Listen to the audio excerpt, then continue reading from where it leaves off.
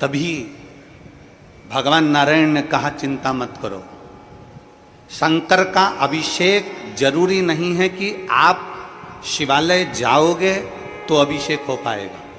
शंकर का अभिषेक जरूरी नहीं कि आप अपने घर के शिवलिंग को थाली में रखोगे, परात में रखोगे, पात्र में रखोगे तब हो पाएगा। शंकर भगवान का अभिषेक जरूरी नहीं कि आप 12 ज्योतिर्लिंग में जाएंगे तब हो पाएगा। शंकर भगवान का अभिषेक जरूरी नहीं कि आप किसी मंदिर देवालय में जाएंगे तब हो पाएगा। भगवान नारायण ने समुद्र मंथन के समय पर विष निकलते समय भगवान नारायण ने एक बात संपूर्ण क्षेत्रवासियों के लिए, संपूर्ण विश्ववासियों के लिए, संपूर्ण जगत के लिए, संपूर्ण पृथ्वी पर रहने वाले, ब्रह्मांड में रहने वाले मनुष्यों के लिए कह दिया कि शंकर का अभिषेक जरूरी नहीं कि आप मंदिर जाओगे तब होगा, घर में बर्तन में शंकर का शिवलिंग रखोगे तब होगा, शंकर का अभिषेक 12 ज्योतिर्लिंग में जाओगे तब होगा। शास्त्र कहता है शंकर का अभिषेक तुम जब भगवान शंकर को दिल से याद करते हो, श्री शिवाय नमस्तुभ्यम, ओम नमः शिवाय, नमः शिवाय, जब तुम स्मरण करते हो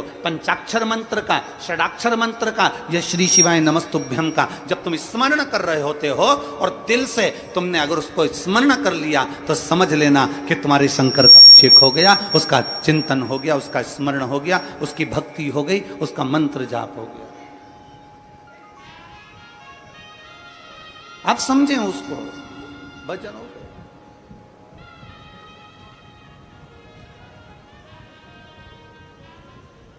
आप में से कितने लोग हैं जो भगवान के मंदिर में प्रसाद लेकर जाते हैं?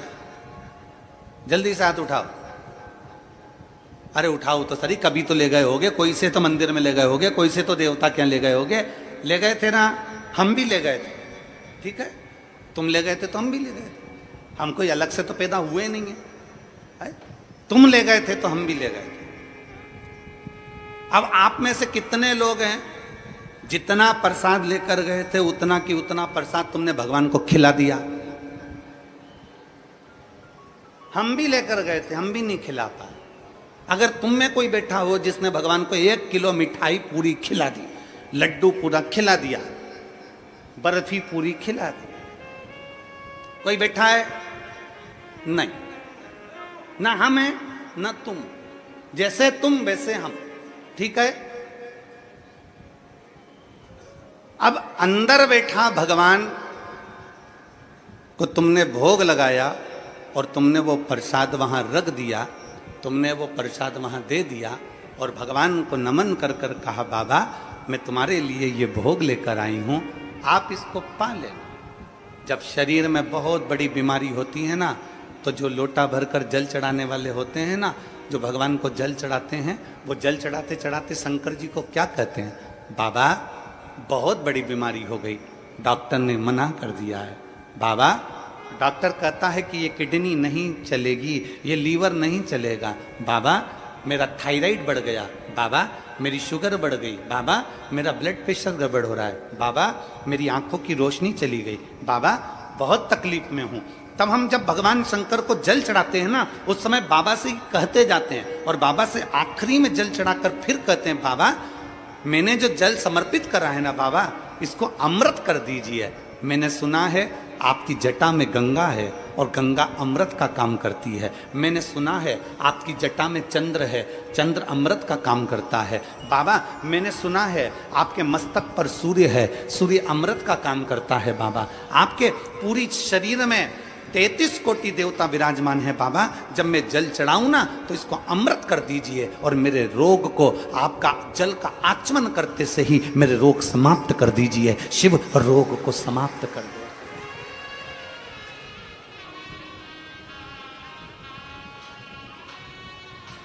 आप भी प्रसाद लेकर मंदिर में गए, हम भी प्रसाद लेकर मंदिर में गए। कल हमारे श्री आमदार सुहास अन्ना जी कांदे जी कह रहे थे और ताई कह रही थी कल कि गुरुजी हम दोनों भोजनशाला में गए थे और रोज जा रहे हैं गुरुजी, प्रतिदिन भोजनशाला में हम रोज जा रहे हैं। और गुरुजी भोजनशाला में जब हम रोज जाते हैं और जो सारे शिव भक्त भोजन कर रहे हैं उसी में से हम लोगों ने भी भोजन किया। तो कल माननीय आमदार जी और ताई कह रहे थे कि गुरुजी, ना जाने उस भोजन में क्या है ऐसा कि भगवान का प्रसाद अलग ही स्वाद आ जाता है। तो मैं श्री सुहासन्ना जी से कहूंगा, जब भाव से भगवान को दिया जाए ना तो भगवान भाव से पा लेता है।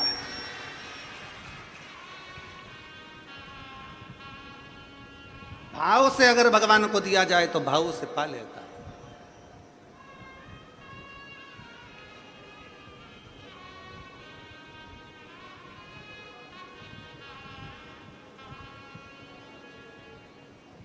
3 लाख भक्त अगर यहाँ कथा सुनने के लिए आ रहे हैं, 2 लाख भक्त कथा सुनने के लिए आ रहे हैं, 4 लाख भक्त अगर कथा सुनने के लिए आ रहे हैं, तो उसमें से कम 1.5 से 2 लाख भक्त ऐसे होते हैं जो भगवान शंकर का प्रसाद पाकर जाते हैं।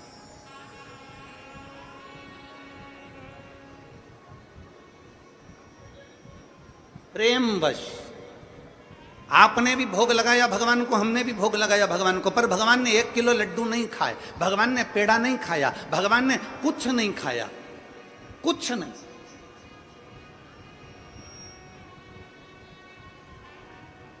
जब भगवान ने कुछ नहीं पाया, प्रेमवश बस भगवान के सामने रखा और भगवान ने उसे भाव से पा लिया, तो जो प्रसाद हम खाते हैं उसमें अपने आप स्वाद बढ़ जाता है। इससे ये महसूस होता है कि भगवान ने भोग लगा लिया है। इससे ये महसूस हो जाता है कि भगवान ने भोग लगा लिया। अब चलो आगे बढ़ते हैं। इसी कथा में आप में से सब ने भगवान को भोग लगाया, हमने भी भगवान को भोग लगाया। भगवान ने अंदर भोग लगा हुआ प्रसाद पंडित जी ने हमको वापस दे दिया, हम अपना डब्बा लेकर वापस चल दिए। अब हमारा सनातन धर्म क्या कहता है? अब हमारा सनातन धर्म क्या वर्णन करता है कि मंदिर से जब प्रसाद का डब्बा लेकर निकलो तो उसमें से थोड़ा थोड़ा प्रसाद सबको बांटो। बोलो, बोलता है कि नहीं बोलता? हमारा सनातन धर्म कहता है कि मंदिर में से प्रसाद लेकर निकलो तो उस प्रसाद में से वितरण कर दो।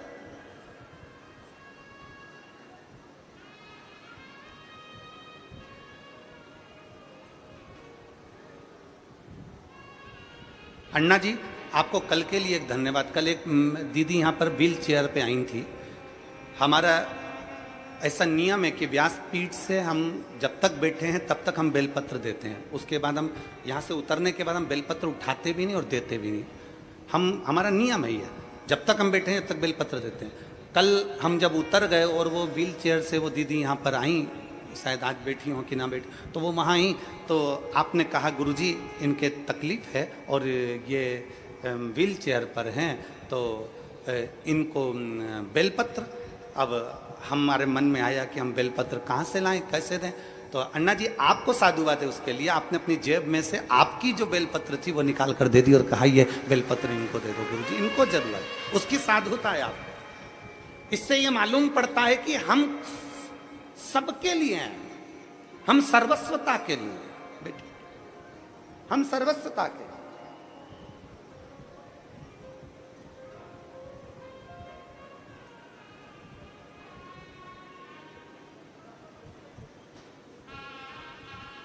एक समर्पण का भाव किसको कहते हैं? हमारा सनातन धर्म कहता है आपके हाथ में मिठाई का डब्बा है ना, लड्डू का डब्बा है, मंदिर में भोग लगाया हुआ डब्बा आप लेकर चलते हो, उस डब्बे को बाहर लाकर वितरण क्यों किया जाता है, प्रसाद क्यों दिया जाता है? हमारे बद्रीनाथ से होकर आए तो प्रसाद दे दिया, वैष्णो देवी से होकर आए प्रसाद दे दिया, पंडरीनाथ से होकर आए प्रसाद दे दिया, हम शिरडी से होकर आए प्रसाद दे दिया, हम जगन्नाथ से होकर आए प्रसाद दे दिया, हम त्र्यंबक से होकर आए, हमने हमारे मोहल्ले में हमारे रिश्तेदारों को प्रसाद दे। ये नियम सनातन धर्म ने क्यों बनाया? उसका कारण क्या है?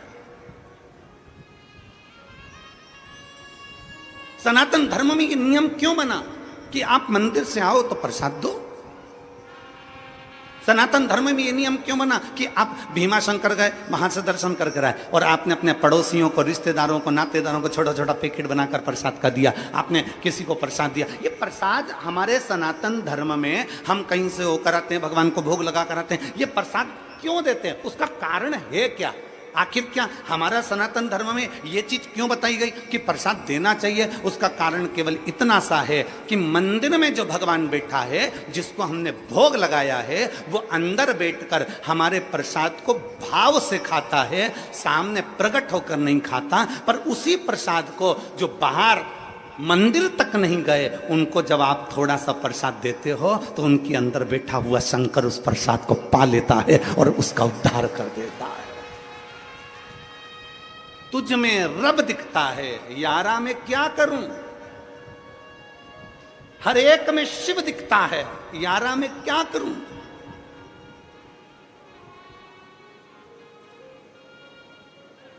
हर एक में शिव है। मंदिर से बाहर निकले, प्रसाद बांटना प्रारंभ करा, प्रसाद बांटना प्रारंभ करा तो ना जाने किस वेश में नारायण मिल जाए। इतने को प्रसाद दिया है, 25 लोगों ने प्रसाद लिया, 50 लोगों ने प्रसाद लिया, ना जाने कौन व्यक्ति के साथ था, किस भाव से उसने प्रसाद को ग्रहण करा। ना जाने कौन था जो शंकर का रूप रखकर आया, प्रसाद लेकर चले गया। ना जाने कौन था जो शिव तत्व के रूप में आया और प्रसाद लेकर चले गया।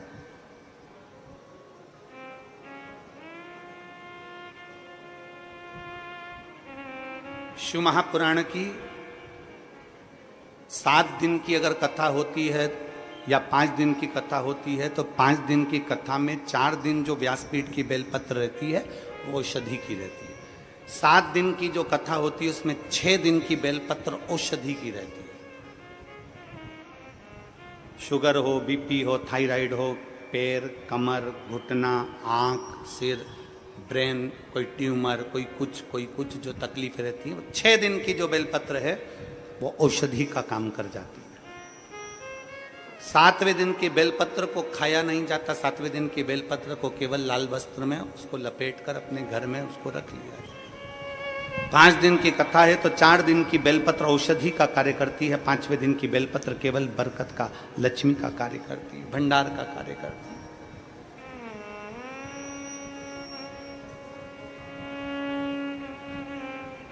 शिव महापुराण की बेलपत्र का बड़ा महत्व है। आप लोग कभी अगर शिव पुराण का अगर तुम्हारे घर में अगर शिव पुराण हो तो उसको पढ़ेंगे तो उसमें बेलपत्र का महत्व आएगा। बेलपत्र का क्यों शिव पुराण की बेलपत्र की इतनी औषधि है? क्यों शिव पुराण की बेलपत्र को इतना लक्ष्मी की प्राप्ति का केंद्र बिंदु बताया? उसका कारण यह है, 12 ज्योतिर्लिंग करने के लिए 12 स्थान पर जाना पड़ता है। उप ज्योतिर्लिंग करने के लिए उप स्थान पर जाना पड़ता है। 4 धाम करने के लिए 4 स्थान पर जाना पड़ता है। सारी नदी, तालाब और सरोवर का स्नान करने के लिए सारे स्थान पर, सरोवर पर जाना पड़ता है। सारे कुंड और बावड़ी का स्नान करने के लिए कुंड और बावड़ी पर जाना पड़ता है।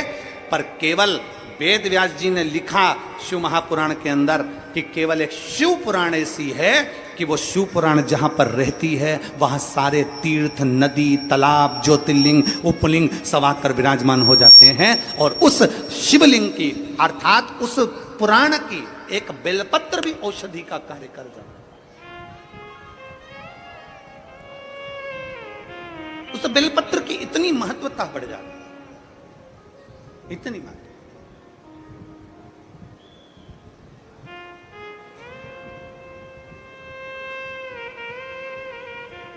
आज पूरे महाराष्ट्र का गौरव का विषय है।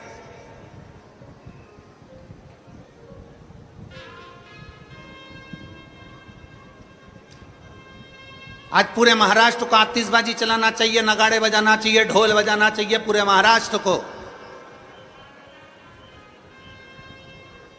कि व्यासपीठ की बात को राजसत्ता तक लिया गया और माननीय महाराष्ट्र के मुख्यमंत्री जी ने गौ माता को राज्य माता घोषित किया। उसके लिए धन्यवाद। संपूर्ण महाराष्ट्रवासियों को और पूरे देशवासियों को साधुता देते हैं कि आपने इस व्यासपीठ की गरिमा को रखा, इस व्यासपीठ की मर्यादा को रखा और व्यासपीठ से जो शब्दों कहे जाते हैं उन शब्दों को आपने अपने जीवन में उतारकर गौ माता को राज्य माता का दर्जा दिया। साधुता है। बहुत बहुत साधुता है माननीय मुख्यमंत्री शिंदे जी को बहुत बहुत साधुता है।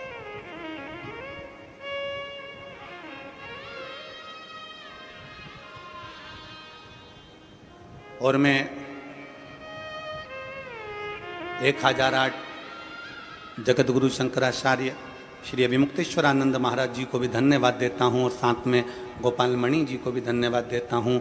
साथ में श्री राजेंद्र दास महाराज जी को 1008 संत शिरोमणि श्री राजेंद्र दास महाराज जी को भी साधुवाद देता हूँ, और सारी व्यासपीठों को साधुवाद देता हूँ जिन्होंने गौ माता के लिए बहुत कुछ बोला। और आज महाराष्ट्र की सरकार ने गौ माता को राज्य माता घोषित करा, उसके लिए साधुता।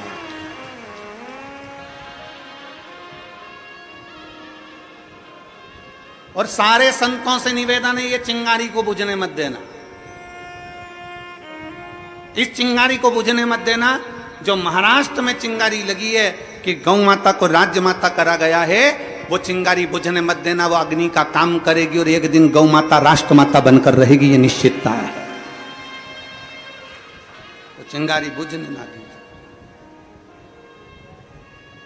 सनातन धर्म में प्रसाद देने का क्या महत्व है, ये हमारी शिव पुराण बताती। और एक और चीज समझ लीजिए, सनातन धर्म में प्रसाद देने का महत्व बताया, तो सनातन धर्म में एक चीज और बताई कि प्रसाद कहां बांटना, कैसे बांटना, कब बांटना, यह भी वर्णन किया गया। अपना और पराये का भेद ना करा जाए तो प्रसाद का वितरण किया जाए। कितना सुंदर कहा, जरा उठाइए हमारे शास्त्रों को। अब हम आपसे एक प्रश्न कर रहे हैं जो हम पहले बोल चुके हैं, वो आज फिर बोल रहे हैं। सबसे ज्यादा नरक में कौन गिरता है? आज बहुत पहले बोली थी कथा ये वाली, आज स्मरण में आ गई तो बोल रहे सबसे ज्यादा नरक में कौन गिरता है, तो का प्रसाद बांटने वाला गिरता है। प्रसाद बांटने वाला गिरता है, तो प्रसाद बांटने वाला नरक में क्यों गिरेगा? तो शिव महापुराण में वेद व्यास जी वर्णन करते हैं, प्रसाद हमेशा धर्म की जगह पर बढ़ता है, अच्छी जगह पर बढ़ता है। मंदिर, देवालय, गुरु, परमात्मा की साक्षी में बढ़ता है। परमात्मा कभी गलत जगह, कोई डिस्को में, कोई डीजे में प्रसाद नहीं बढ़ता। प्रसाद हमेशा अच्छी जगह बढ़ता है। तो प्रसाद बांटने वाला नरक में क्यों चले जाता है? उसका कारण है, प्रसाद बांटने वाला जब खड़ा होता है, प्रसाद बांटता है, दरवाजे पर खड़े होकर जब प्रसाद देता है, अपना वाला आया और पराया आया। अपना आया तो हाथ ऐसा हो जाता है, और पराया आया तो हाथ छोटा हो जाता है, तो वो व्यक्ति नरक चले जाता है। प्रसाद बांटने वाले को चाहिए कि प्रसाद की गरिमा क्या कहते हैं, प्रसाद की गरिमा।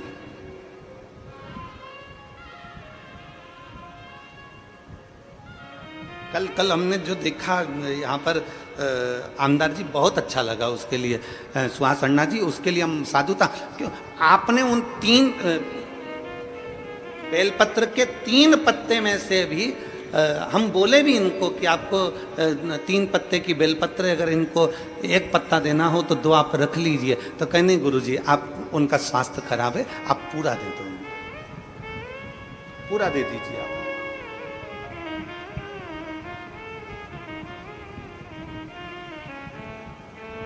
ये निर्मल भाव होता है, ये निर्मल स्वभाव होता है, आप दे दो।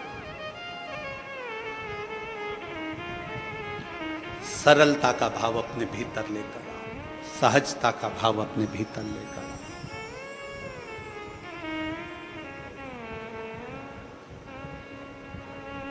जब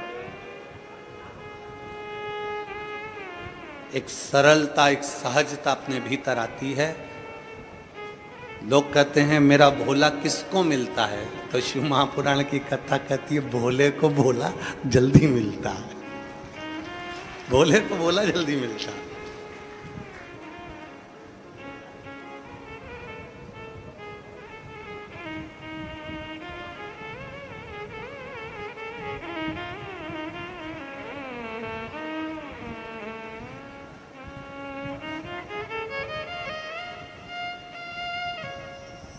भगवान शिव की कथा कर रही है, चिंतन कर, चिंतन। करो चिंतन। असुर सांप को पकड़े हुए हैं, देवता सर्प को पकड़े हुए हैं, और वो कह रहे हैं कि हम शंकर का चिंतन कैसे करें। कौन कहता है कि अपना घर छोड़ोगे तो चिंतन होगा?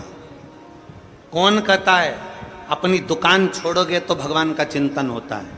कौन कहता है कि आप अपना काम कारोबार छोड़ दो और बाबा बन जाओ तो भगवान का चिंतन होता है?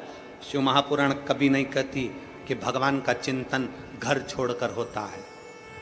सारे ऋषि घर छोड़े होंगे, संत घर छोड़े होंगे, पर मेरा भोलेनाथ अपना घर कभी नहीं छोड़ा। वो कैलाश पे रहता था, अपने पत्नी बच्चे परिवार सब के साथ रहता था। मेरा भोलेनाथ उनके बच्चे गणेश जी कार्तिकेय, उनके गणेश जी के धर्म पत्नी दो रिद्धि सिद्धि, उनके बच्चे शुभ लाभ, फिर उनके बच्चे अमोद प्रमोद। भगवान अपने पोते पर पोते तक के साथ में रहते थे। भगवान शंकर अपनी धर्म पत्नी माता पार्वती के साथ रहते, भगवान शंकर अपने गणों के साथ रहते, भगवान शंकर अपने सर्व परिवार के साथ। भगवान शंकर अपना परिवार छोड़कर कहीं नहीं जाते। सारे देवताओं को परिवार के साथ कहीं पर प्रतिष्ठित नहीं किया जाता, पर शंकर के जितने मंदिर हैं, शिवालय जितने हैं, सारे शिवालय में शंकर का पूरा परिवार बैठता है। गणेश जी बैठेंगे, कार्तिकेय बैठेगा, नंदी बैठेगा, पार्वती जी बैठेगी, शंकर जी बैठेंगे, नाग बैठेगा, सर्प बैठेगा, सब बैठेंगे, त्रिशूल रखेगा, डमरू रखेगा, सब कुछ शंकर जी के मंदिर में होगा। शंकर अपने परिवार को छोड़कर नहीं बैठते। शंकर कभी अकेला भी नहीं रहता, शंकर पूरे परिवार के साथ रहता है। शंकर कभी नहीं कहते कि तुम अपनी दुकान छोड़ दो, शंकर कभी नहीं कहते कि तुम तुम्हारी खेती छोड़ दो, शंकर कभी नहीं कहते कि तुम्हारी जमीन जायदाद छोड़ दो। शंकर भगवान कहते हैं कि जैसे असुर और देवता सब सांप पकड़कर मंथन कर रहे हैं समुद्र का, और भगवान नारायण कर रहे हैं कि शिव का चिंतन करो, तो इन्होंने पूछा कि हम सांप छोड़कर शिव का चिंतन करें, हम काम छोड़कर शिव का चिंतन करें, हम शिव का चिंतन करें कैसे? तब भगवान नारायण ने कहा नहीं, काम करते रहो और शिव का नाम जपते रहो, चिंतन हो जाए।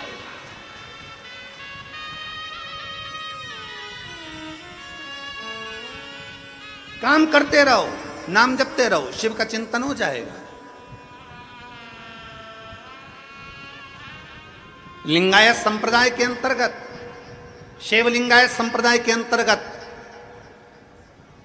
उनके गुरु उनके बच्चों के कान में कह देते हैं अपना कर्म करना है, दुकान चलाना है, व्यापार करना है, व्यवसाय करना है, अपना कर्म करो, नौकरी करो, धंधा करो, बिजनेस करो, सब करो।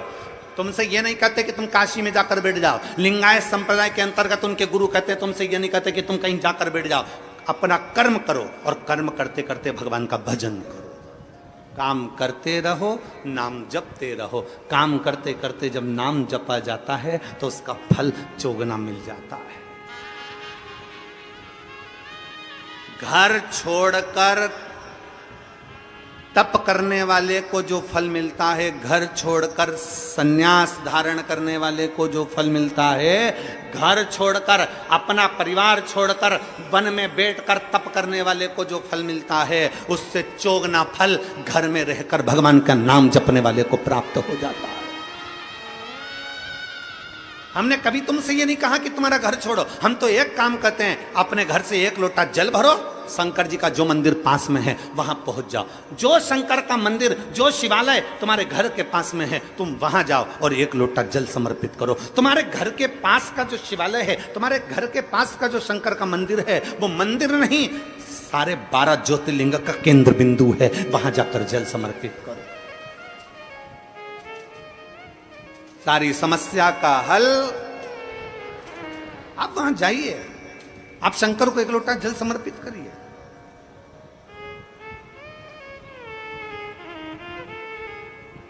आप शिव के द्वार जाइए, आप शंकर का भजन करिए। जैसे लहर शांत होती है, दुख भी शांत होता है, समस्या भी शांत होती है, टेंशन भी शांत होता है, पर थोड़ा सा शिव की भक्ति, लहर आई है तो थोड़ा सा उछलने दो, दुख आया है थोड़ा बढ़ने दो, तकलीफ आई है थोड़ा आएगा, कष्ट आया है थोड़ा आएगा, तकलीफ आई है थोड़ा आएगा, चिंता ना करो, शंकर की भक्ति करो, धीरे धीरे धीरे धीरे धीरे धीरे शांत हो जाए। अपने स्वभाव को, अपने मन को, अपने चित्त को विचलित मत होने दो।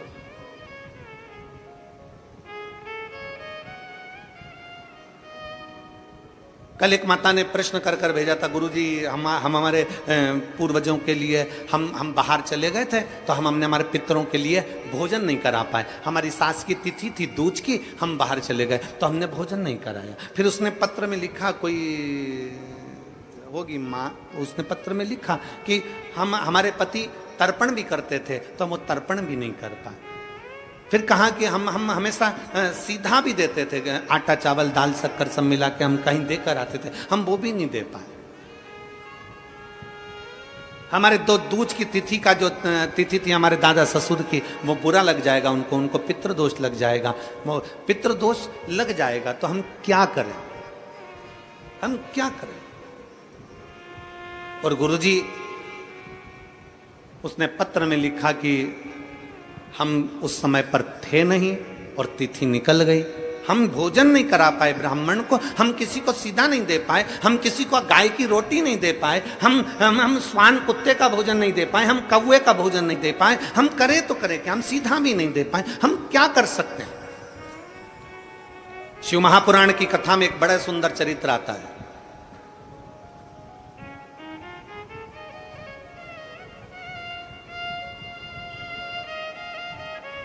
जब भगवान देवाधिदेव महादेव विराजमान थे, पितृलोक से पितरों के स्वामी आर्यमा, पितरों के स्वामी आर्यमा लेकर आए थे कौवे पर बिठाकर और पृथ्वी पर उनको छोड़ा गया। कितने दिन के लिए?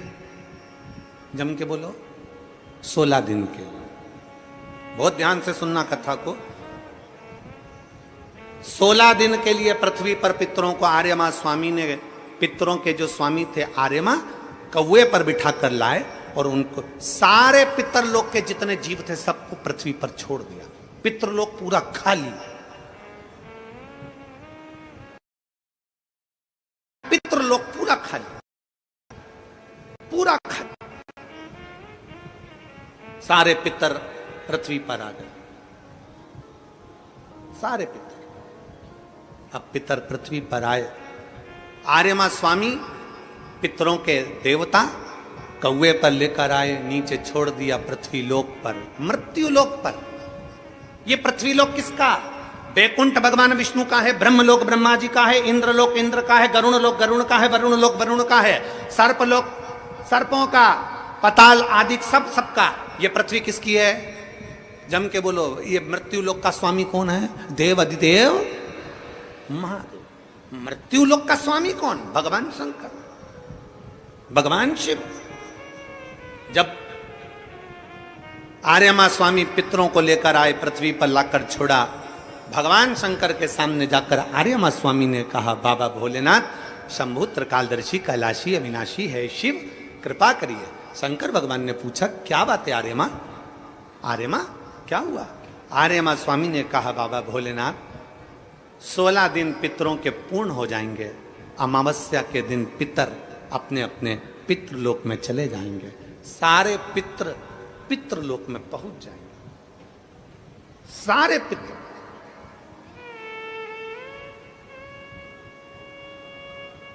आज पितरों की चतुर्दशी है, 14 से, कल अमावस्या है। बहुत सावधानी से सुनना, पूरे राष्ट्रवासियों से निवेदन है, इस कथा का स्मरण रखिएगा, अपने बच्चों को भी सुनाना। और टीवी चैनल की ये क्लिप अगर मिल जाए तो सारे विश्व में पहुंचाना कि ये पितरों का स्वामी आर्यमा स्वामी क्या कह रहा। पितरों के स्वामी आर्यमा स्वामी कहते हैं, प्रभु प्रभु, हे शिव शंकर, हे ओघड़दानी, हे भोलेनाथ, हे त्रिकालदर्शी कैलाशी अविनाशी, आपसे निवेदन है, 16 दिन श्राद्ध में पितृलोक पूरा खाली हो गया। पितरों को लाकर मैंने मृत्यु लोक में छोड़ दिया। सारे पितृ, सारे पूर्वज जितने मर कर चले जाते हैं वो 16 दिन पृथ्वी पर आकर इन जीवों के रूप में फिरते हैं। दिखते नहीं है, जीव के रूप में रहते हैं, अणु जैसे। आपको क्या कहें, आप में से किसी ने एक आध बार ऐसा करा है क्या कि धूप में से कांच की रोशनी को छांव में दिखाओ? किसी ने करा है? धूप की रोशनी में से, कांच में से छांव में दिखाओगे तो वो जो रोशनी जा रही है ना, उसमें छोटे छोटे कण नजर आते हैं। किस किस ने करा? जरा हाथ उठाओ जरा। हमने बचपन में करा। एक छोटा सा कांच का टुकड़ा लिया और उस कांच के टुकड़ों को धूप में से दिखाया, छांव में दिखाया, तो उस धूप में से दिखाने में उसमें एक रोशनी दिखती है। उस रोशनी में छोटे छोटे कण नजर आते हैं, छोटे छोटे कण नजर आते हैं। जितने छोटे कण उस रोशनी में नजर आते हैं, उससे भी 1000 गुना छोटा कण कर लो, उन कणों के रूप में पितर पृथ्वी पर विराजमान रहते हैं 16 दिन तक। कणों से भी कण छोटे, जीवात्मा के रूप में संसारवासियों के भीतर एक कण के रूप में वो आते हैं। लोग कहते पितर आते हैं जरूर, मृत्यु लोक में आकर अपने अपने पूर्वज अपने अपने दरवाजे पर आकर खड़े होते हैं। जो गया है वो आस लेकर आता। पितरों के आर्यमा स्वामी ने कहा कि ये 16 दिन सारे पितर पृथ्वी पर रहे, पितृलोक खाली हो गया। ये सब पितृलोक से आए हैं, इनके परिवार वाले भोजन देंगे, ये आस लेकर आए हैं। क्योंकि जैसे घर की बहू को सास से आस रहती है कि मेरी सास मुझे सोने की अंगूठी देगी, मेरी सास मुझे पायल देगी, मेरी सास मुझे वस्त्र देगी, मेरी सास मुझे ये देगी, उसी तरह घर के जो जीव चले गए, जो मर गए, जो शांत हो गए, जो चले गए, उनको आस रहती है कि हमारे घर का पर पोता, हमारे घर का पोता, हमारे घर का बेटा, हमारे घर की बेटी, हमारा दामाद, हमारा रिश्तेदार हमको भाग देगा। पहले घर जाते हैं, वहां नहीं मिलता तो नाना के घर जाते हैं, वहां नहीं मिलता तो फिर दूसरे बेटी दामाद के घर जाते हैं, कहीं से कुछ मिल जाए। तो आर्यमा स्वामी ने कहा अपने भोले बाबा से, हे शंभु, हे त्रिकालदर्शी कैलाशी, ये 16 दिन श्राद्ध के पितृ रहते हैं पृथ्वी पर। आखिरी में अमावस्या के दिन ये अपने घर को जाते हैं। बाबा, इनमें से कई पितर ऐसे हैं जिनको भोजन नहीं मिल पाता। जैसे उस बहन ने लिखा कि मैं नहीं थी। कई पितर ऐसे हैं जिनको भोजन नहीं मिल पाता। कोई एक साधन ऐसा बता दो शंकर भगवान, कोई एक साधन ऐसा बता दो भोलेनाथ कि अगर 16 दिन पितरों की कोई गलती भी हो गई हो, पितरों को भाग भी ना मिला हो, पितरों का अपमान भी हो गया हो, तो आखिरी दिन ऐसा कोई उपाय बता दिया जाए, आखिरी दिन ऐसा कुछ कर दिया जाए जिससे सारे पितर तृप्त होकर आशीर्वाद दें और उनके वंश को आगे बढ़ाने का, फलने फूलने का वर देकर पितर अपने घर को चले जाएं। भगवान देवादिदेव महादेव मुस्कुराकर माता पार्वती जी की ओर देखे और मां जगत जननी भगवान शिव की ओर देखी और भगवान शंकर ने कह दिया, सुनो आर्यमा, जितने पितृ आप पितृलोक में वापिस लेकर जाओगे, अगर वो पितरों का नियम है 16 दिन श्राद्ध में खाते हैं, भोजन करते हैं, अपने अपने धूप में आप लोग घी शक्कर छोड़ते हो, कंडे के ऊपर, गोबरी के ऊपर, ये धूप में आप दे देते हो, गाय के रूप में, कुत्ता के रूप में, पक्षी के रूप में दे देते हो। तो भगवान शंकर ने कहा सारे पितर 16 दिन भोजन करते हैं, अमावस्या के दिन इन पितरों को आप नदी, तालाब, बावड़ी, कुआं, सरोवर, जो पानी का स्थान हो, कोई नदी हो, कोई तालाब हो, कोई बावड़ी हो, कोई कुआं हो, कोई सरोवर हो, ये सारे पितर वहां पानी पीने के लिए आते हैं। जल पीने के लिए पितर पहुंचेंगे। अपने गांव में जो नदी है, तालाब है, बावड़ी है, कुआं है, हैंडपंप है, हाकसी है, जो है उसके पास में ये जल पीने के लिए पहुंचेंगे। तो सुनो आर्यमा स्वामी, अगर संसार में रहने वाला मनुष्य पितृपक्ष की अमावस्या को, पितृमोक्ष अमावस्या को, जो कि कल 2 अक्टूबर की है, पितृपक्ष की अमावस्या, पितृमोक्ष अमावस्या जो कि कल 2 अक्टूबर की है, अगर पितृपक्ष अमावस्या के दिन प्रदोष के समय पर, प्रदोष का समय जानते हो ना, सूर्यास्त के समय जब होता है प्रदोष का समय, अगर घर का व्यक्ति एक घी का दीप लेकर उस जलाशय, नदी, तालाब, बावड़ी, कुआं, हेडपंप जो उसके पास में हो, जो जलाशय पास में हो, वहां पहुंचकर प्रदोष काल में दक्षिण की ओर दिया जो लगेगा उसमें बत्ती लंबी लगेगी, गोल बत्ती नहीं। कौन सी बत्ती? लंबी बत्ती। लंबी बत्ती जानते हो सब लोग? कपास की जो बाती होती है वो लंबी वाली, गोल बाती नहीं, फूल बाती नहीं, लंबी बाती। कपास की बाती को लंबा कर कर वो बाती घी के दिए में रखकर, बाती का मुख दक्षिण का कर कर अगर दीप प्रज्वलित किया जाता है तो वो घर के पितर कभी बद्दुआ नहीं देते, उन पितर आशीर्वाद देकर ही जाते हैं।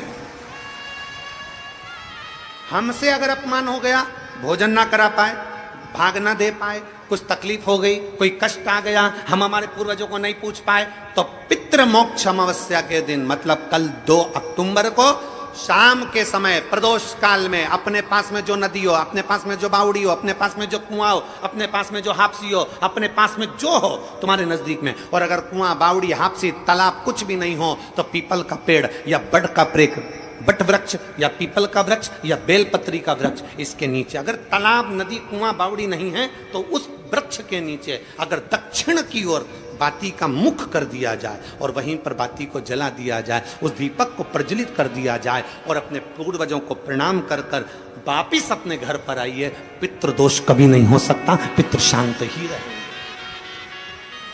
पितृ शांत ही रहेंगे। भगवान शिव कहते हैं, सुनो आर्यमा स्वामी, ये प्रदोष काल का समय मेरा, और शंकर भगवान कहते हैं ये मेरा और पार्वती के भ्रमण का समय है। प्रदोष काल का समय 33 कोटि देवता, भगवान इंद्र अपनी इंद्राणी के साथ रोज घूमने नहीं जाते, नारायण भगवान अपनी लक्ष्मी के साथ रोज घूमने नहीं जाते, 33 कोटि देवता अपनी अपनी धर्म पत्नी के साथ रोज घूमने नहीं जाते, पर केवल एक देवाधिदेव महादेव ऐसे हैं जो अपनी धर्म पत्नी के साथ नंदी पर बैठकर प्रत्येक दिन, प्रतिदिन प्रदोष काल में शाम के समय मेरे शंकर पार्वती भ्रमण पर जाते हैं। भ्रमण। आर्यमा स्वामी, प्रदोष काल में मैं और पार्वती दोनों नंदी पर बैठकर जाएंगे, नंदी पर बैठकर जाएंगे, और जिस सरोवर, जिस तालाब, जिस बावड़ी, जिस कुआं, जिस स्थान पर लोग दीप दान कर रहे होंगे, वहां के सारे पूर्वजों को, पितरों को हम स्वयं अपने नंदी पर बिठाकर पितृ लोक छोड़कर आएंगे। ये शिव तत्व है, ये शिव तत्व है। और खाली ना जाता कोई दर से तुम्हारे, खाली ना जाता कोई दर से तुम्हारे, मैं भी खड़ी हूँ नंदी बाएं पसारे, अपने हृदय से लगा लो, गिरा जा रहा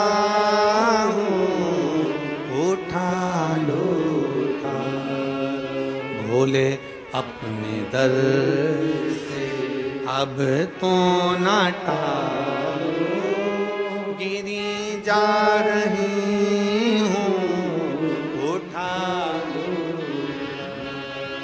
पितृपक्ष की अमावस्या मतलब 2 अक्टूबर, भगवान देवाधिदेव महादेव खूब आनंदमय भाव से अपने पितरों के निमित्त जलाशय, नदी, तालाब, बावड़ी, कुआं जो तुम्हारे पास में हो वहां जाकर घाट पर दीप दक्षिण की बाती लगाकर उसको प्रज्वलित अवश्य करें, अवश्य।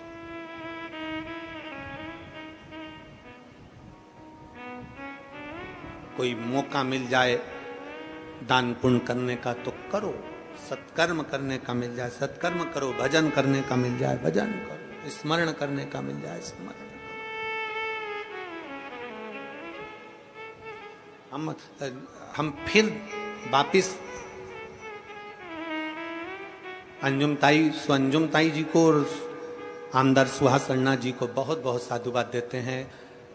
ताई, इतने सारे भक्तों को, शिव भक्तों को भोजन कराने के लिए लोग आमंत्रित करते हैं, पर श्राद्ध पक्ष में आपके इतने शिव भक्त नांदगांव के जो इस सामने बनी भोजनशाला में भोजन कर रहे हैं ताई, उसके लिए आपको साधुता देते हैं। बहुत बहुत साधुता। इतना शिव भक्त, मेरे ओघड़ी शंकर का इतना भक्त, आपकी जो सामने भोजन भंडारा चल रहा है उसमें इतने शिव भक्त अगर भोजन कर रहे हैं तो ताई आपको बहुत बहुत साधुवाद है, उसके लिए बहुत बहुत साधुवाद। अन्ना जी आपको बहुत साधुवाद। कितना लोग तड़पते हैं कि हमारे घर लोग आए और श्राद्ध पक्ष में मुख झूठा करें। इतने नांदगांव के इतने शिव भक्त आपकी इस भोजनशाला में मुख झूठा कर रहे हैं, उसके लिए साधुता है आपको। श्री शिवाय नमस्ते। साधुता है, बहुत बहुत साधुता। कितना कितना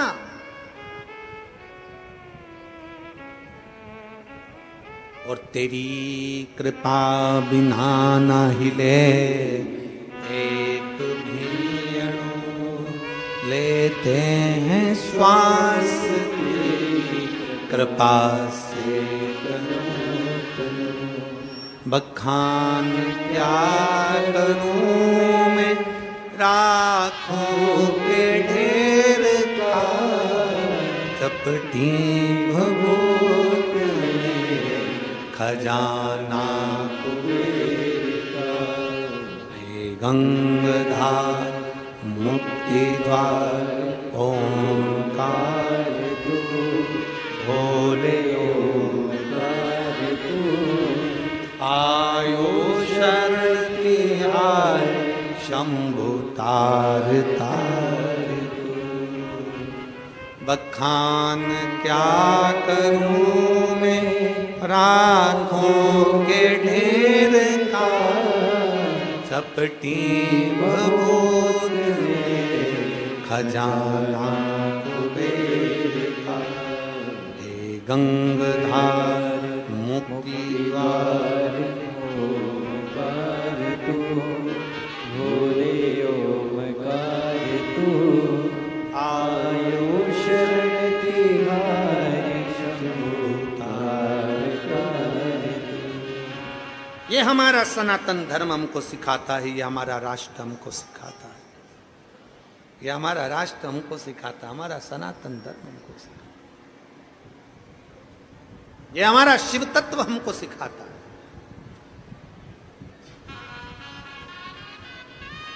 कल उस माता ने एक प्रश्न और लिखा था, गुरुजी श्राद्ध में कौवे को भोजन क्यों दिया जाता है?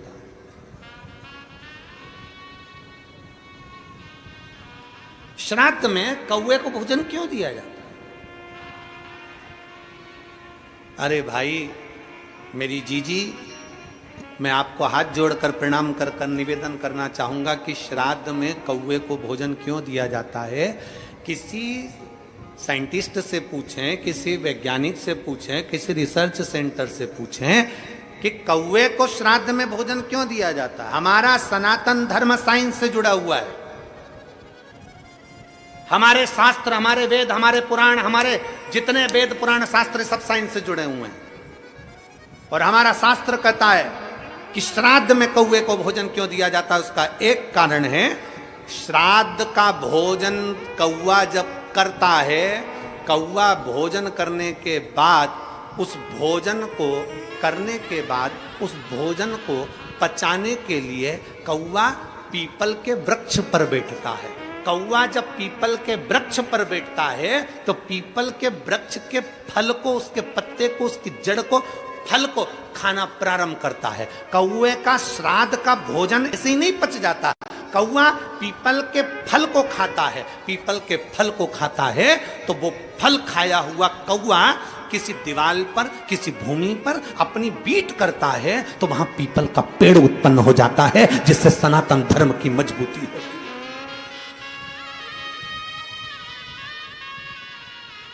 पीपल का वृक्ष उत्पन्न हो जाता है। पीपल का वृक्ष क्योंकि वो प्रकृति की रक्षा के लिए है, प्रकृति की रक्षा।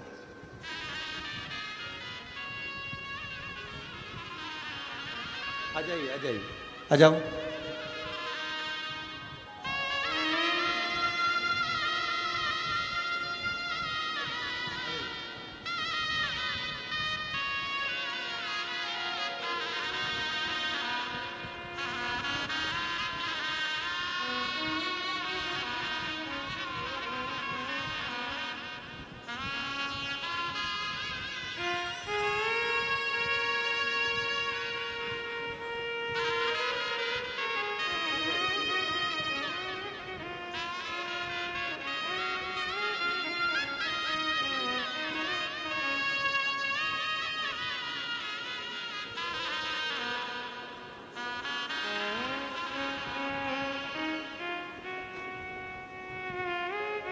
श्राद्ध पक्ष का,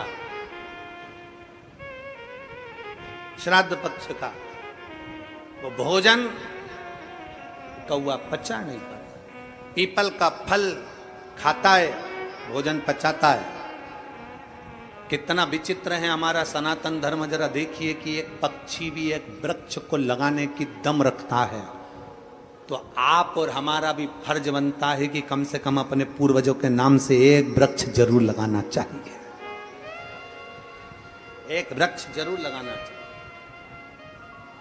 ये सनातन धर्म की मजबूताई, सनातन धर्म की।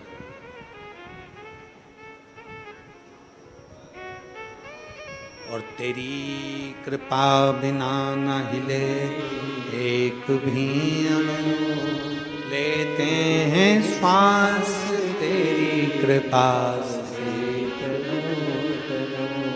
बखान क्या करूं मैं राखों के ढेर का, चपटी भभूत में खजाना कुबेर। गंगधार मुक्ति द्वार ओंकार तू, भोले आयो शरण तिहार शंभुतार। चारों तरफ प्रकाश करने की सामर्थ्यता सनातन धर्म की है। सनातन धर्म। और बहुत ध्यान से, बहुत सावधानी से स्मरण रखिएगा,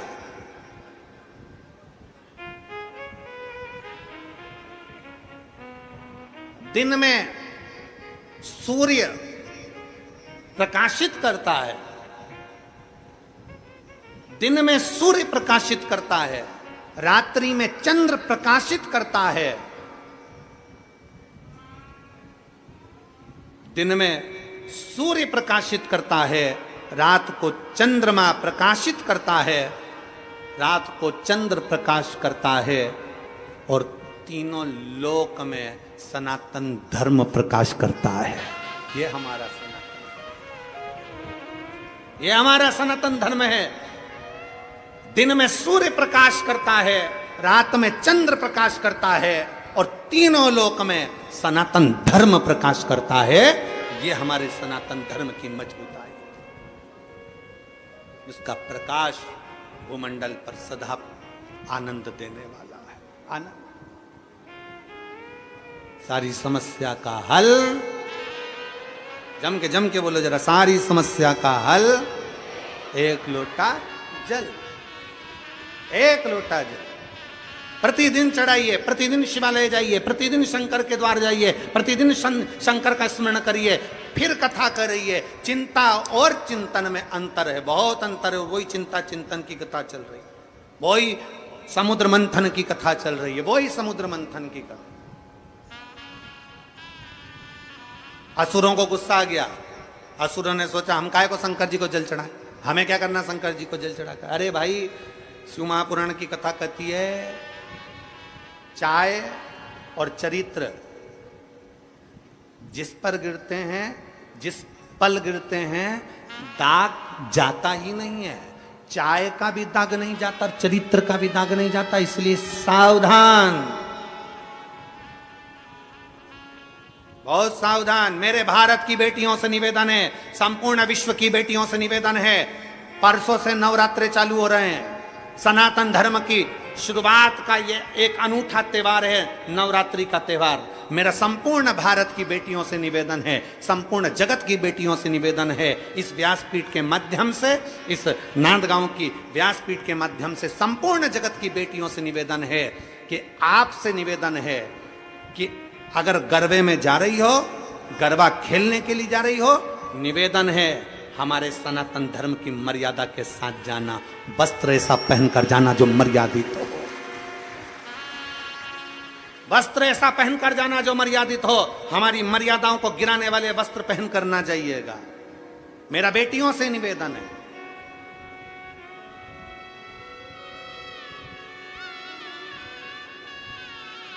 और इस भूमि से इसलिए कह रहा हूं क्योंकि ये हमारे बीच में बैठी हैं अंजुम ताई, सो अंजुम ताई, मैं आपके सम्मुख में ये बात इसलिए कह रहा हूं क्योंकि आप यहाँ की सारी बेटियों को, सारी महिलाओं को एक ऊर्जा दे, अगरबत्ती बनाने का, धूप बत्ती बनाने का, कप बनाने का, बेग बनाने का, ये करने का, आप बेटियों को ऊर्जा देते। इसलिए इस व्यासपीठ से ये शब्द निकला कि मेरा भारत की बेटियों से निवेदन है कि अपनी मर्यादा ना भूलें, अपने तन पर जो वस्त्र धारण कर आप जाएं, कथा आप उसमें गरबे के अंतर्गत तो मर्यादित वस्त्र पहनकर जाना, मर्यादा से हटकर वस्त्र ना पहनना, मर्यादित वस्त्र का स्मरण किया। एक ऊर्जा आपके भीतर हो और वो ऊर्जा आपके अंदर रहना चाहिए। शिव महापुराण की कथा कहती है, भगवान शंकर का चरित्र कहता है, चाय गिरी कपड़े पर, दाग नहीं गया, चरित्र गया, दाग नहीं गया, नहीं गया। आप उसको मजबूत बनाइए, उसको प्रबल बनाइए। असुरों ने कह दिया, राक्षसों ने कह दिया, हम मंथन कर रहे हैं, हम शंकर को जल नहीं चढ़ाएंगे, हम शिव जी को जल नहीं चढ़ाएंगे, हम शंकर का चिंतन नहीं करेंगे। भगवान विष्णु ने कह दिया, चिंतन तो करना पड़ेगा, आप काम करते रहो, और काम करते करते, समुद्र मंथन करते करते शंकर को याद करिए। शिव को याद किया, समझ लो कि शंकर का अभिषेक हो गया, शिव को याद किया, समझ लो शंकर का भजन हो गया। तुम याद, एक पत्र है,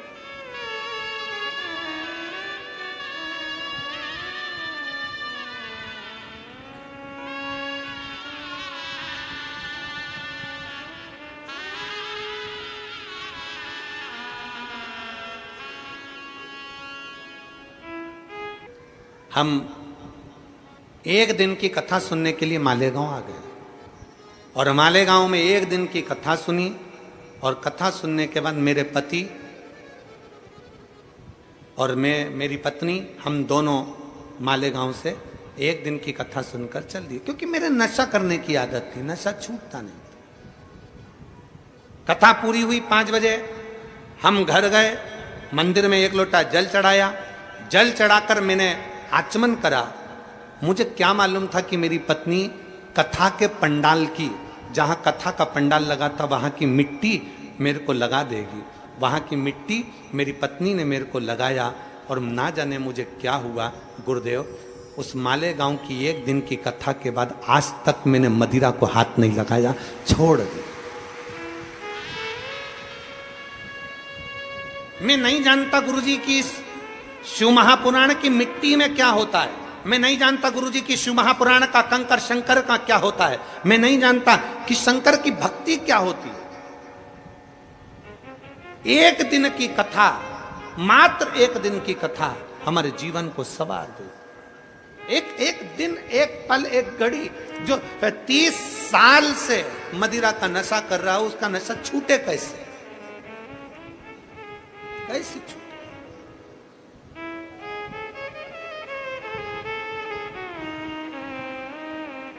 आए क्या? आ जाओ।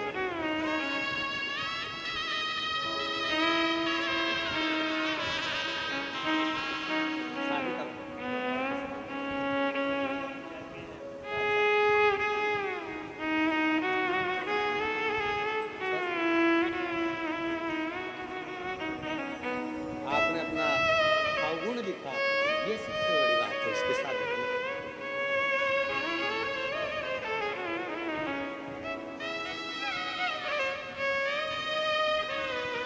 शिव भक्ति। दुनिया के लोग कहें कि कथा में क्या मिलता है, आपसे निवेदन है, कल तो मासिक शिवरात्रि थी, आज हमारे शिव महापुराण की शिवरात्रि है। आपको मालूम होगा शिव पुराण में छठे दिन शिवरात्रि रहती है। शिव पुराण की शिवरात्रि क्यों रहती है? क्योंकि आज के दिन रात में लोग पूरी रात संकीर्तन करते हैं। और मैं भाऊ आपको धन्यवाद दूंगा, अन्ना जी आपको साधुवाद दूंगा कि आपको क्या मालूम, कहाँ से मालूम पड़ जाता है कि छठे दिन की रात्रि शिवरात्रि रहती है और आपने आज रात्रि को भजन का आयोजन भी रखा है, तो उसके लिए साधुवाद है। क्योंकि आज की रात्रि हमारे यहाँ कथा में शिवरात्रि मनाई जाती है। आज के दिन रात भर शिव भक्त आते हैं। आसपास के क्षेत्र में जितने शिव भक्त होंगे वो पूरी रात आएंगे, भजन करेंगे रात भर पंडाल में, रात भर भजन कर कर सुबह 8 बजे की कथा सुनेंगे, 11 बजे लोग अपने घर को चले जाएंगे। 7वें दिन की कथा पूरी सुनेंगे। और भाग्यशाली हैं आप सब जो बाबा की कृपा से आज भजन कीर्तन का भी आयोजन इन्होंने रखा, जिससे सभी लोग उस भजन का आनंद ले सकें। मौका मिले आप भक्ति करिए, मौका मिले। महाराज शिव तत्व कहता है, भगवान शंकर का चरित्र कहता है।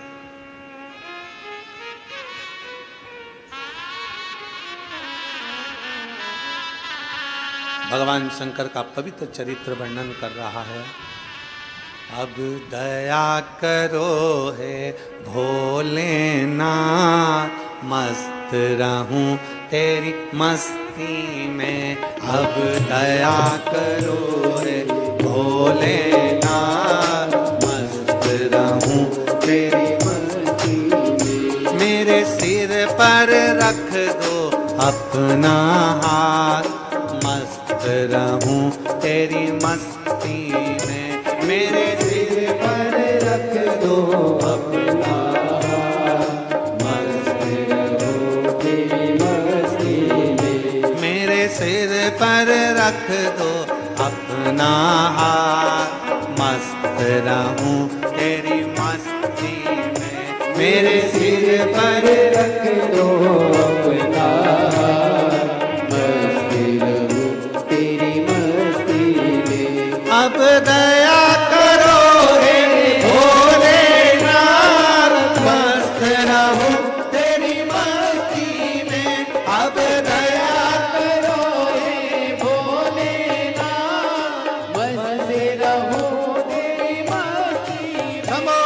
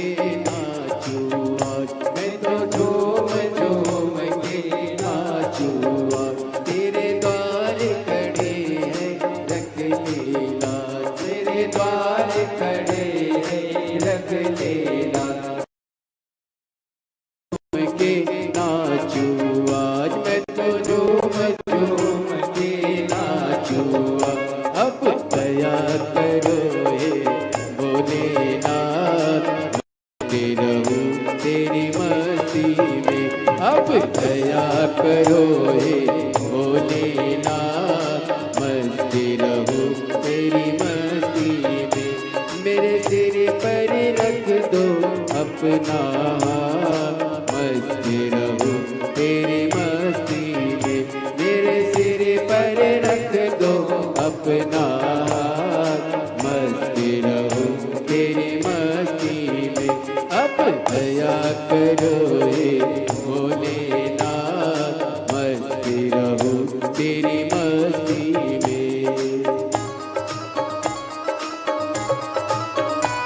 जय हो।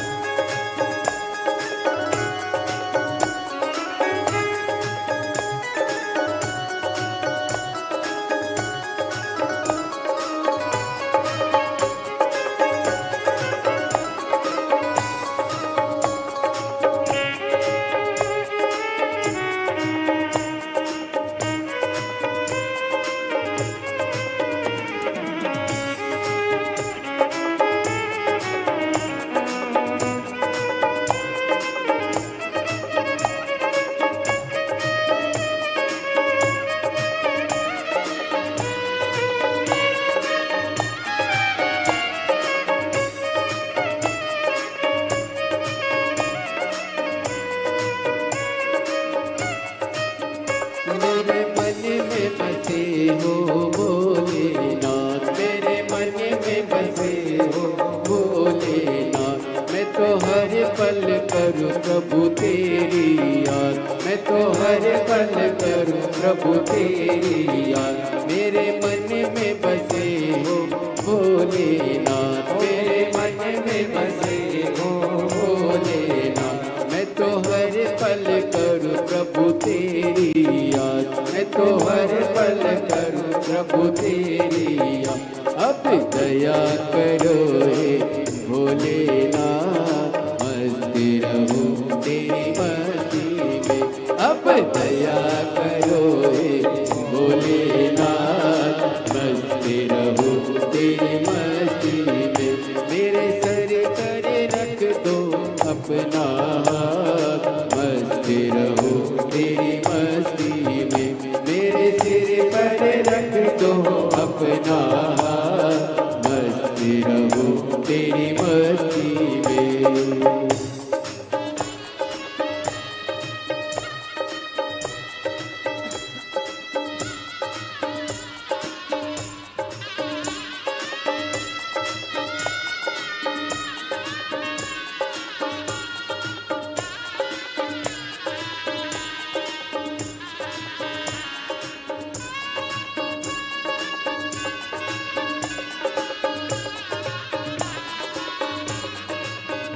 जय हो।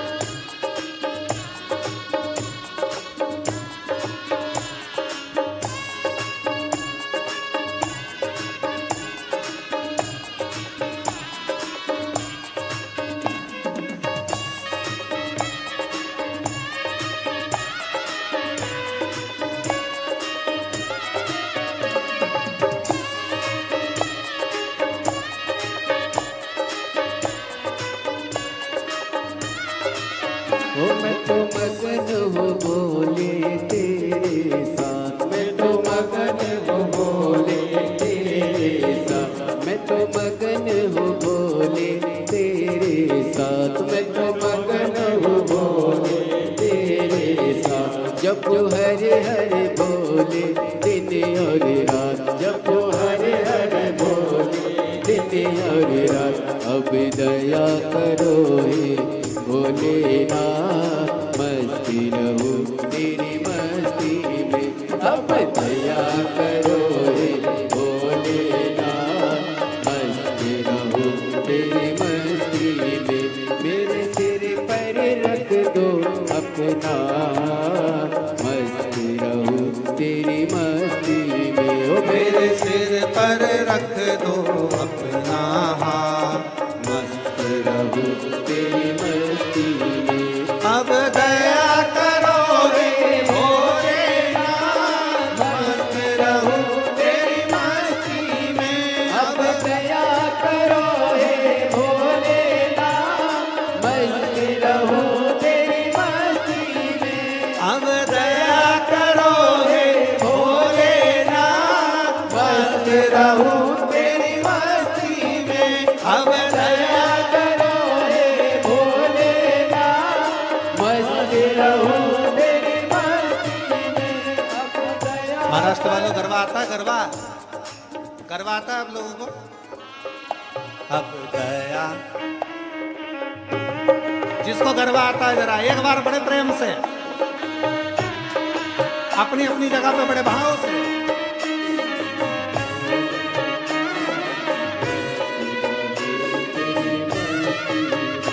मेरे सिर पर रख दो अपना हाथ, मस्त रहूं तेरी मस्ती में। मेरे सिर पर रख दोनों हाथों से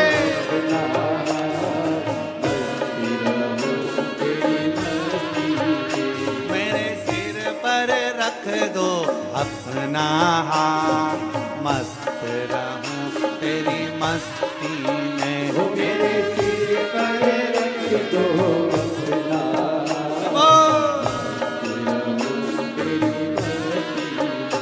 अब दया करो हे भोलेनाथ, मस्त रहूं तेरी मस्ती में।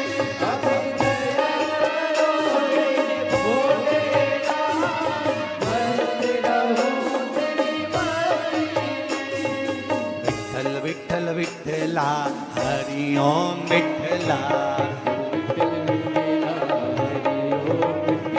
ओ विठ्ठल विठ्ठल विठ्ठला, हरि ओम विठ्ठला।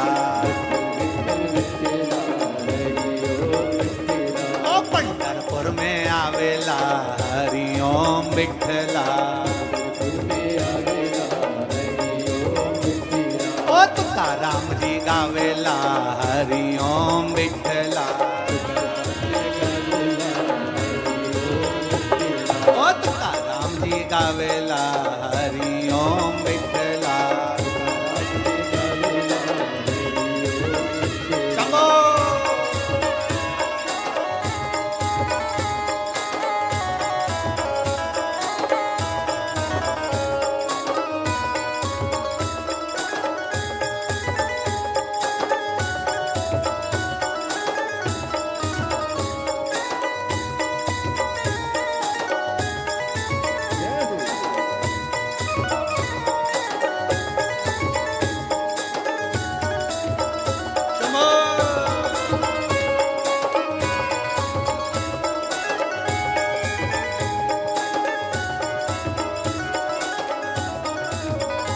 अब दया करो हे भोलेनाथ, मस्त रहूं तेरी मस्ती में। अब दया करो हे भोलेनाथ,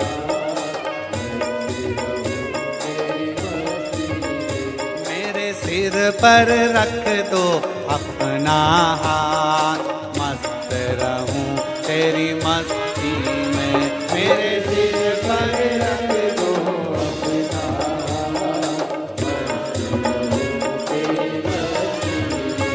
अब दया करो हे भोलेनाथ, मस्त रहूं तेरी मस्ती में। अब दया करो हे भोलेनाथ, मस्त रहूं तेरी मस्ती में। अब दया करो हे भोलेनाथ,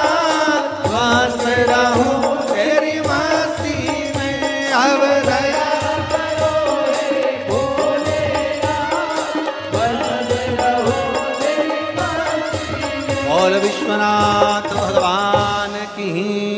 हर हर अपने स्थान पर बैठकर भगवान शिव जी से अपने मन की बात बड़े भाव के साथ हृदय से बाबा से प्रार्थना करिए। पितृपक्ष की पवित्र शिव महापुराण की कथा चल रही है। आज और कल 2 दिन और।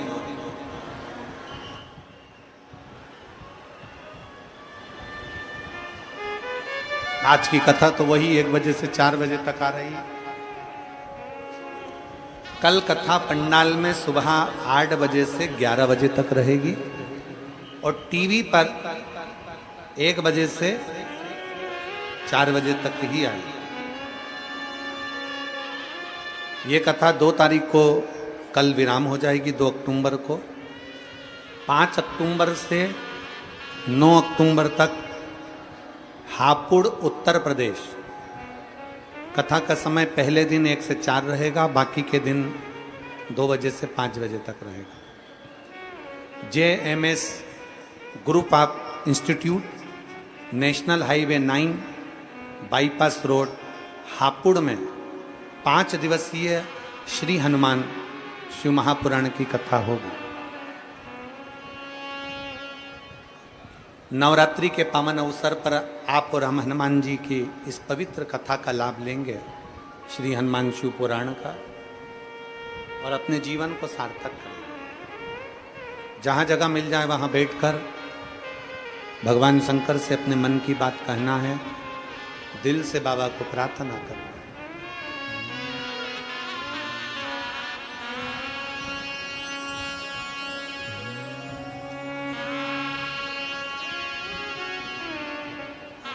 श्री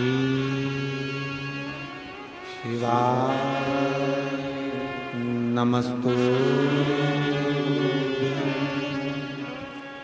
श्री शिवाय नमस्तु। श्री शिवाय नमस्तु। श्री शिवाय नमस्तु। श्री शिवाय नमस्तु। भोला सब दुख काटो ओ भोला सब दुख काटो। शिव शंकर जपूं तेरी माला, भोले बाबा जपूं तेरी माला। भोला सब दुख काटो ओ भोला सब दुख काटो। देश है मंगलकारी, देश है मंगलकारी। शमशान वासी हमारा, शमशान वासी हमारा। ओ भोला सब दुख काटो ओ भोला सब दुख काटो।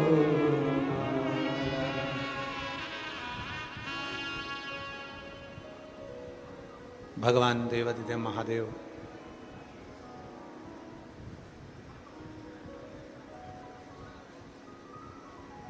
पवित्र चरित्र कह रहा है भगवान शंकर का।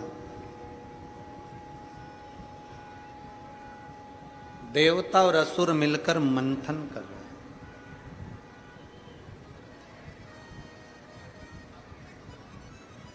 भगवान नारायण ने कहा कि असुरों को भी और देवताओं को भी, किन्नर को भी, गंधर्व को भी, नागों को, अप्सराओं, सबको कहा कि ये जो मंथन हो रहा है इसमें शिव का चिंतन करिए। जब दुख मंथन हो, इसका स्मरण रहिएगा थोड़ा सा,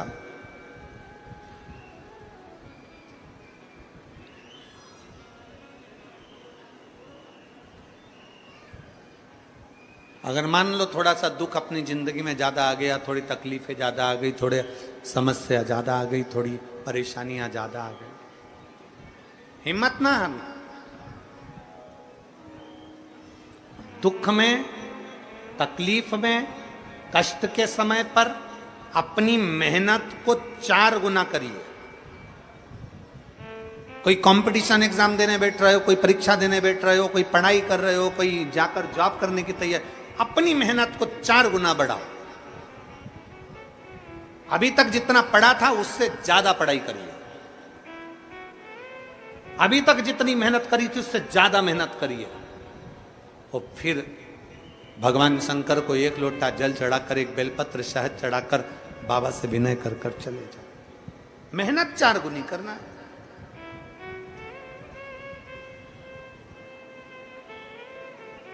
और जब आप भगवान पर आश्रित हो जाते हो, एक पत्र है,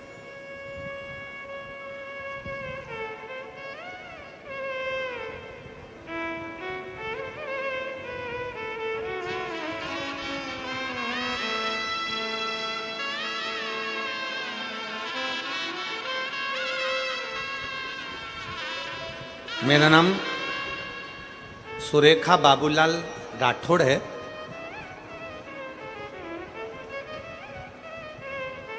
मेरा पता मोला डोंगरी तालुका नांदगांव नासिक। मोला डोंगरी है कि मैला डोंगरी है?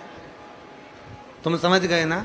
बस ठीक, जाने दो, तुम्हें समझ में आना चाहिए, बाकी के तो सब चल जाएगा। मेरा पता, मेरा नाम सुरेखा बाबूलाल राठौड़ है। मेरा पता डेस डेस डेस तालुका नांदगांव नासिक है। ठीक है? कहीं बैठी हैं? आ जाओ, 1 बेलपत्र ले जाना। आ जाइए, आ जाइए। बच्ची आई हो तो उसको भी ले आइए। मैं तालुका नांदगांव नासिक की रहने वाली हूँ। मैं सबसे पहले माननीय सुहास अन्ना कांदे जी को धन्यवाद देना चाहती हूँ, जिनकी वजह से हमें नांदगांव वासियों को ये कथा श्रवण करने का सौभाग्य मिला। गुरुजी, आपके 1 लोटा जल में क्या वर्णन करूं। मेरी छोटी बेटी 11th क्लास में पढ़ती है। रात को उसको पेट में दर्द हुआ, बहुत ज़्यादा तकलीफ होने के बाद में हम उसको नांदगांव हॉस्पिटल में, वर्धमान हॉस्पिटल में लेकर गए। हॉस्पिटल में लेकर गए तो डॉक्टरों ने दवाई वगैरह दे दी, जांच वाँच चालू हुई और जांच होने पर पता चला कि इसका अभी की अभी 1-2 दिन के अंदर ही ऑपरेशन करना पड़ेगा। बच्चे का ऑपरेशन करने के लिए जब बोल दिया गया, हम घबरा गए। तब हमने विचार करा कि इसको और भी हॉस्पिटल में दिखाएंगे। हम उसको लेकर 40 गांव के हॉस्पिटल में पहुंच गए। 40 गांव के हॉस्पिटल में भी हमने बताया तो वहां के डॉक्टरों ने भी कहा कि इसका ऑपरेशन कराना ही पड़ेगा। अब हम घबरा गए, करें तो करें क्या? 11th क्लास की मेरी बेटी और इसका ऑपरेशन कराना, ये कहाँ तक श्रेष्ठ कर है। तब हमने किसी के कहने पर, हॉस्पिटल के बाहर एक ऑटो वाले के कहने पर, हमने शंकर जी को जल चढ़ाया। शिव जी का चढ़ा हुआ जल हमारी बेटी को देना प्रारंभ करा। किसी ने हमको भगवान शंकर का रुद्राक्ष सीहोर का लाकर दे दिया। हमने उसी को तांबे के कलश में गलाकर शंकर को चढ़ाकर वो पानी अपनी बेटी को देना प्रारंभ करा। और हम 40 गांव 4 दिन के बाद में बेटी को ऑपरेशन के लिए लेकर गए। जब बेटी को ऑपरेशन के लिए लेकर गए तो वहां पर डॉक्टरों ने ऑपरेशन के पहले जांच करा और जांच में आकर कह दिया कि इसको अब ऑपरेशन की जरूरत नहीं है, तुम्हारी बेटी पूर्ण तरह से ठीक हो चुकी है। मैं बाबा को धन्यवाद देने के लिए आया हूं। आ जाइए अगर आए हो। मेरा नाम सुरेखा बाबूलाल राठौड़ है। मेरा पता देश देश देश तालुका नांदगांव नासिक है। ठीक है, शिव कृपा। आ जाओ।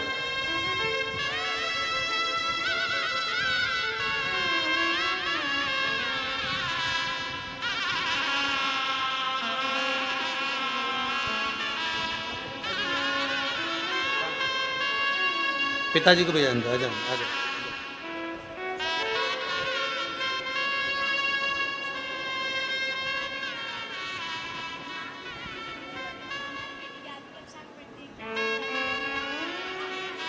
बेटी कह रही है, मम्मी पापा दोनों रो रहे थे कि बेटी का जीवन है और ऑपरेशन का डॉक्टर बोल दिया, और बेटी कह रही है कि मेरे एक लोटा जल पर इतना भरोसा था और मैंने मेरे मम्मी पापा से कह दिया था कि भले ऑपरेशन के लिए ले जाओ पर मेरा ऑपरेशन नहीं होगा, मेरा बाबा संभाल।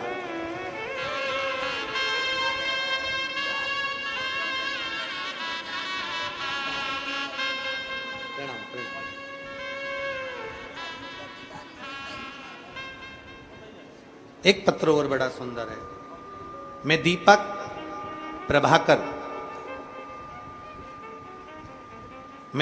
प्रभाकर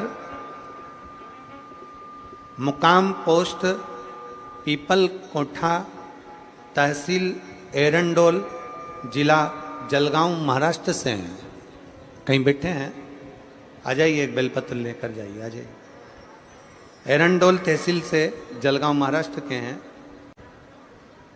मैं बाबा कथा के पंडाल में बैठकर कथा सुनने का वर्णन करना चाहता हूं।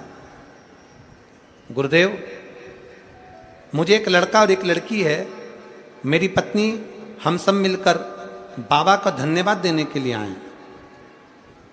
गुरुदेव, 8-9 महीने पहले मुझे चक्कर आने लगे और मैं गिर गया।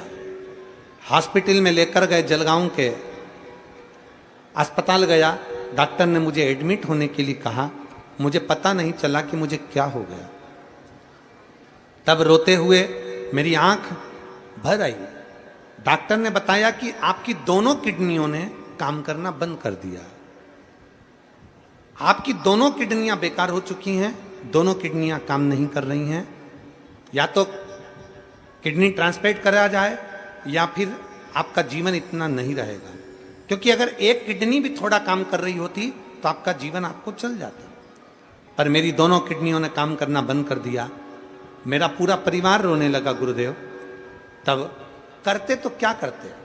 एक जगह दिखाया तो कहा कि किडनियां पूरी खराब हो चुकी है। दूसरी जगह डॉक्टर को दिखाया, किडनी लीवर दोनों खराब हो चुके हैं। तीसरी जगह दिखाया तो भी मुंबई तक हमने जांच करा लिया, तो भी मुंबई ले गए, नासिक ले गए, संभाजी नगर ले गए। ऐसा कोई डॉक्टर नहीं जिससे हमने बात नहीं करी, और सभी ने एक ही बात कहा कि आपकी दोनों किडनियां खराब हो गई हैं और एक किडनी या 2 किडनी ट्रांसप्लांट कराना ही पड़ेगा। तब हम हताश हो गए और हताश होकर हम देवाधिदेव महादेव के मंदिर जाना चालू कर दिया। शिव जी को जल चढ़ाते, आचमन कर लेते। सीहोर गए, वहाँ का कंकर शंकर लिया है और रुद्राक्ष का जल पीना प्रारंभ करा। आज मैं आमदार साहब सुहास अन्ना जी कांदे जी को, अंजुम ताई जी को यहाँ से बहुत बहुत साधुवाद देता हूँ कि आज उन्होंने आपसे मिलने का मौका दिया और अब हमारा स्वास्थ्य ठीक हुआ। हम बाबा को धन्यवाद देते हैं। ये शिव तत्व है,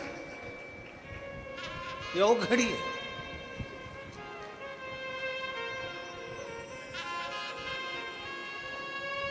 अजय अजय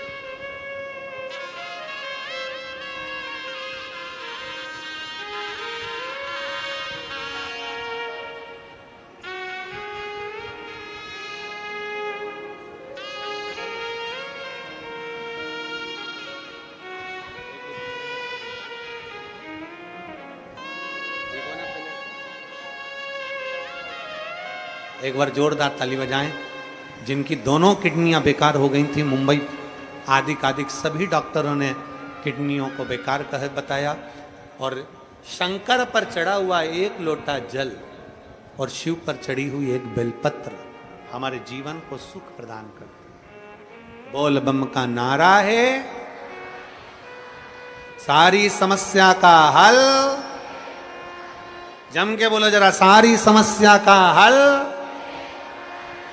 केवल एक लोटा जल, जब समस्या हो, जब दुख हो, जब तकलीफ हो, जब कष्ट हो, शिव के पास जाइए, अपना एक लोटा जल समर्पित कर दीजिए, दिल से बाबा को रिझाइए, दिल से। शिव कथा कर,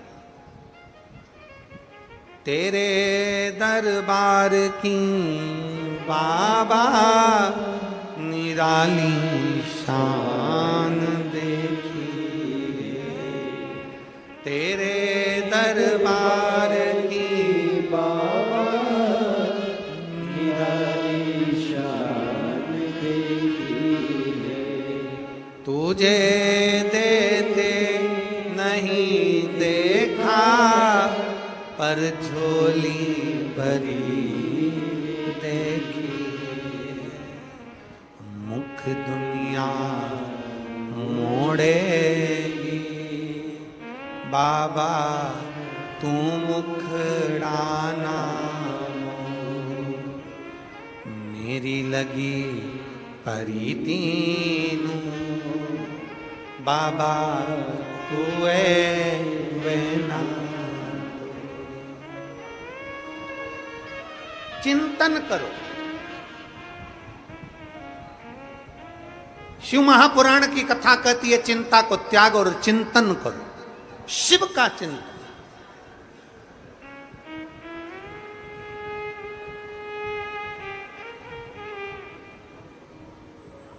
शंकर भगवान जैसा चिंतन जिंदगी में सुख प्रदान कर देता है, मां जैसा प्यार, पिता जैसी वफादारी और महादेव जैसा साथ दुनिया में कोई नहीं दे सकता। दुनिया में कोई नहीं दे सकता मां जैसा प्यार, पिता जैसी वफादारी और महादेव जैसा साथ दुनिया में कोई नहीं दे सकता, जो मेरा देवाधिदेव महादेव देता है।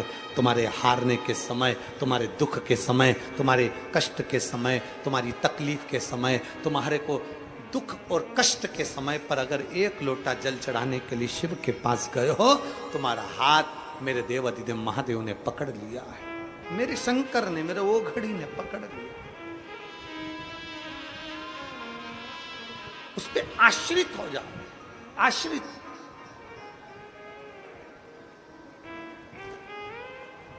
और जब हम उस पर आश्रित होंगे तो वो क्यों ना संभालेगा। हमने पहले कथा में कहा था, बच्चा टेबल पे से कूदता जब है जब उसके माँ बाप होते हैं। बच्चा टेबल पे से जब कूद रहा है, जब उसके माता पिता बैठे हुए हैं, तो देखता है मेरे मम्मी पापा मुझे संभाल लेंगे। आप भी उस बच्चे जैसे बन जाओ, शंकर के भरोसे जो तुम्हें करना है, जो तुम्हारी चित्तवृत्ति में है, जो तुम्हारे मन में है, आगे बढ़ने के लिए, तुम्हारे को जीवन में सुख प्राप्त करने के लिए जो करना है, आगे बढ़ने के लिए तुम शंकर के भरोसे कूद पड़ो और बाबा देवाधिदेव महादेव संभाल लेगा। अपनी लगनता से, अपनी मेहनत से, अपने कर्म के प्रति जागरूकता से बढ़ते चलो। असुरों ने कह दिया हम जल नहीं चढ़ाएंगे, भगवान नारायण ने कह दिया मन से स्मरण करो, तुम्हें कहीं जाने की जरूरत नहीं, जल चढ़ाने की जरूरत नहीं, तुम कहीं मत जाओ, दिल से, हृदय से, चित्त से भगवान शंकर को याद करो। चिंतन किया तो फल ये मिला कि भगवान शंकर आकर प्रकट हो गए। शिव जी ने कहा नारायण क्या बात है? भगवान नारायण ने कहा प्रभु ये विष निकला है और हलाहल विष कोई लेने को तैयार नहीं, इस विष का हम करें क्या? इस विष को हम कहां लेकर जाएं? ये विष हम किसको दें? ये जहर हम किसको दें?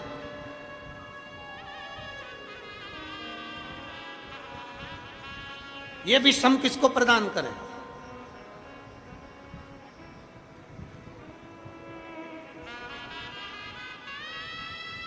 भगवान शंकर मुस्कुराकर कहते हैं तुम चिंता ना करिए नारायण, ये हलाहल विष आप मुझे दे दीजिए, ये हलाहल विष आप मुझे दे दीजिए। लाओ ये विष मुझको दो, दीजिए मुझे विष।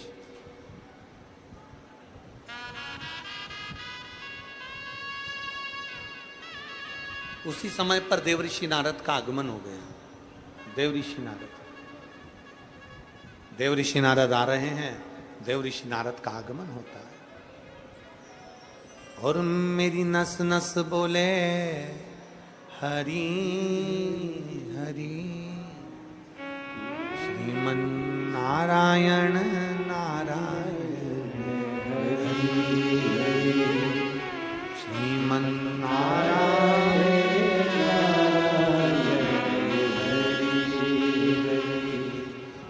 मेरा रोम रोम बोले हरि हरि, मेरा रोम